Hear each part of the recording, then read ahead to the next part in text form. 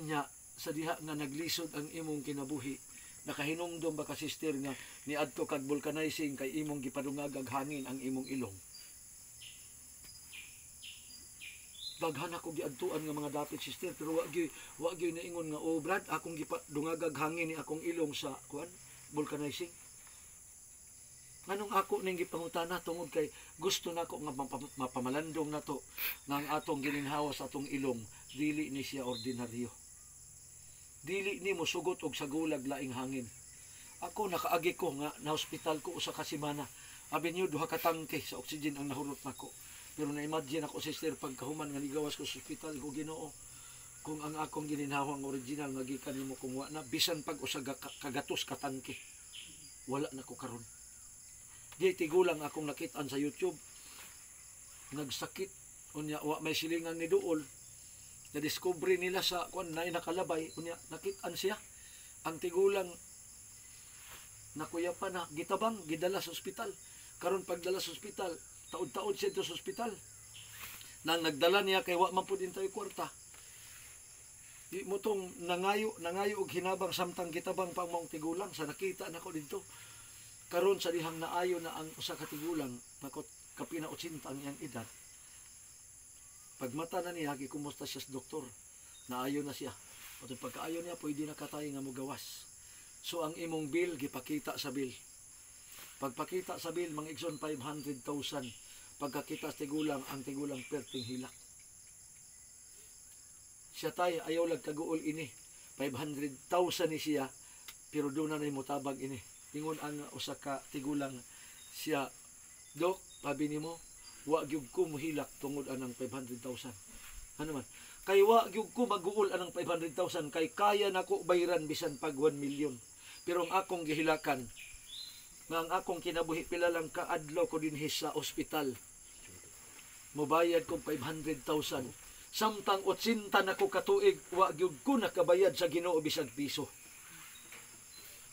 Kung imong masabtan kung intelihente kag panghuna-una, grabe di ay ang dako niyang pagpasalamat nganong mahilak siya tungod kay iyang gibati ang pagkadako sa bilis iyang kinabuhi kay didto siya sulod lang sa wala lang gani mo abot og pila ka mga bulan pero nakabayad siya 500,000 nga nagkuan siya atong oxygen.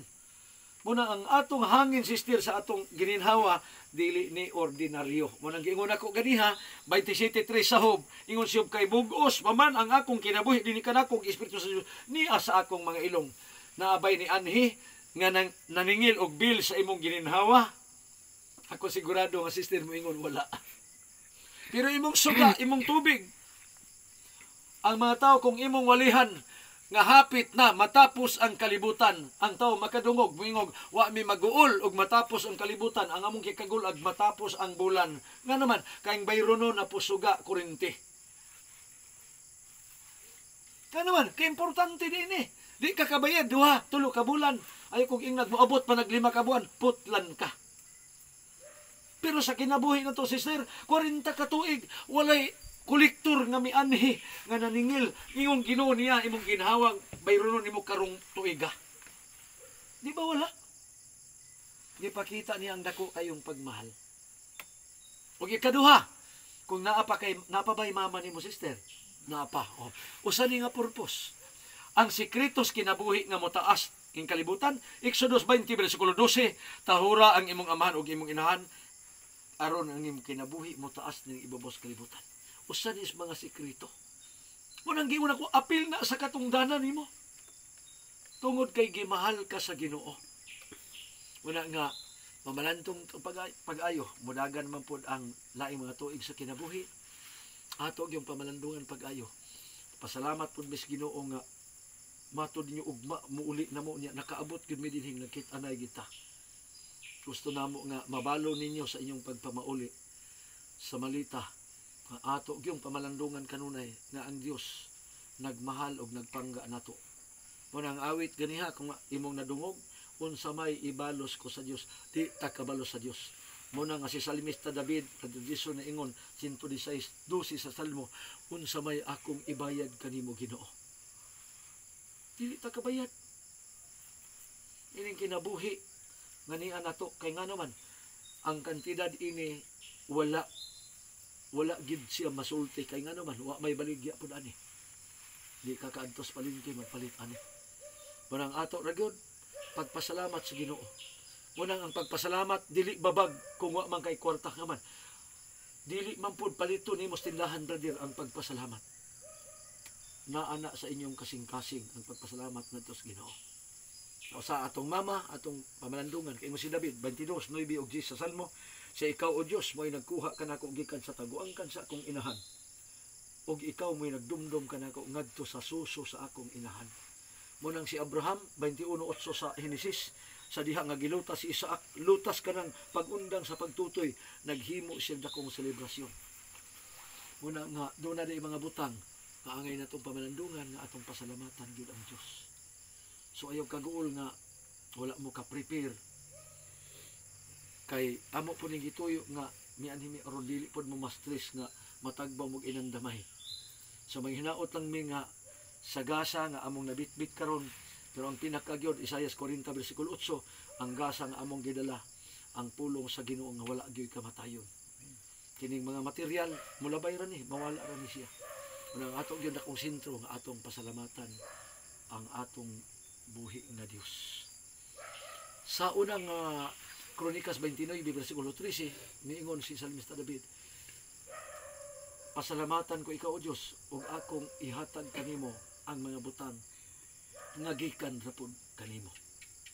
Kay atong kinabuhi gikan man niya, ang ato pong pagpasalamat nga nastong kasing-kasing gikan pud niya.